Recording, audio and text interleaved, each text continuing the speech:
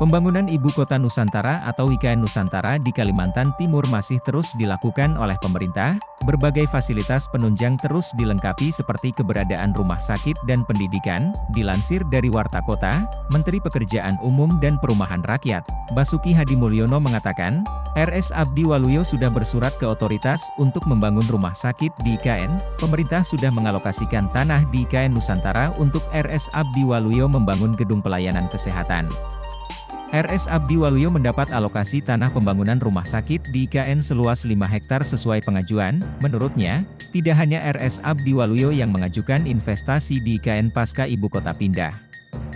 Yayasan Al-Azhar, Jakarta International School, JIS, dan beberapa lainnya juga sudah mengajukan surat ke otoritas.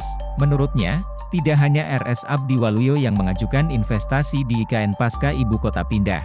Yayasan Al-Azhar, Jakarta International School, JIS, dan beberapa lainnya juga sudah mengajukan surat ke otoritas. Basuki menjelaskan, pemerintah memiliki lahan di IKN seluas 256.000 hektar dan saat ini sedang fokus di wilayah pengembangan 1A, 1B dan 1C, di 3 lokasi. Pengembangan ini bakal jadi pusat pemerintahan, pendidikan dan kesehatan dengan total luas 6.600 hektar. Sebelumnya, Menteri Investasi atau Kepala Badan Koordinasi Penanaman Modal Bahlil Lahadalia optimistis akan banyak investor yang masuk ke Ibu Kota Nusantara pada Agustus atau September tahun ini. Optimisme tersebut muncul lantaran komitmen yang masuk ke IKN terus bertambah.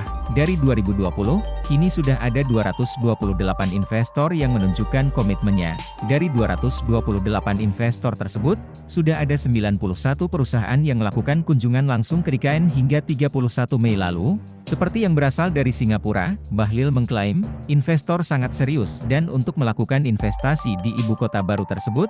Akan tetapi, mereka masih menunggu pembangunan infrastruktur dasar selesai terlebih dahulu.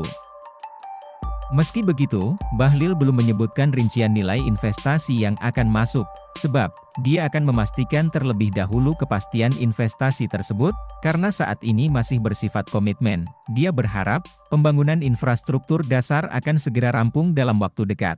Sehingga pada Agustus atau September tahun ini investasi dari sektor swasta ke IKN akan segera masuk.